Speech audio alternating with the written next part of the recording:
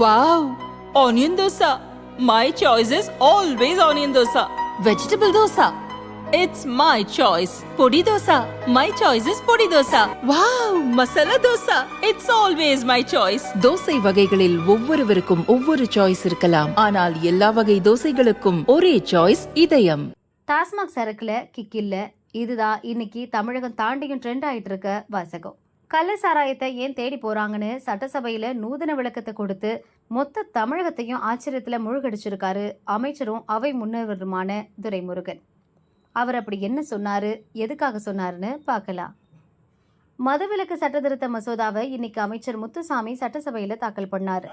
அப்ப நடந்த விவாதத்துல PMK MLA G K. மணி பேசினாரு. கள்ள சாராயத்தை ஒழிக்கிறது மட்டும் இல்ல, மதுவிலக்கையும் அமல்படுத்தணும்னு கோரிக்கை வச்சாரு.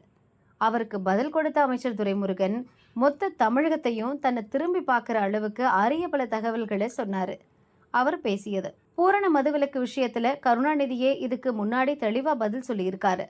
கேரளா, கர்நாடகா, ஆந்திரா, புதுச்சேரின்னு சுத்தி இருக்கிற மாநிலத்துல எல்லாம் மது விற்கும் போது தமிழகத்தை மட்டும் பத்தி கொள்ளாத கற்பூரமா எப்படி பாதுகாக்க முடியும்னு அவர் சொல்லியிருக்காரு.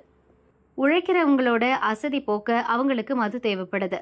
டாஸ்மாக் சரக்குல கிக் இல்ல, கிக் வேணுங்கிறதுக்காக சிலர் கள்ளச்சாராயத்தை குடிக்கிறாங்க. அரசாங்கம் விற்கிற சரக்கு அவங்களுக்கு சாஃப்ட் ட்ரிங்க் மாதிரி ஆகிட்டு. வீட்டில் பூச்சி விளக்கில் விழுறது மாதிரி கள்ளச்சாராயத்தை நோக்கி போய் சிலர் செத்து போயிடுறாங்க.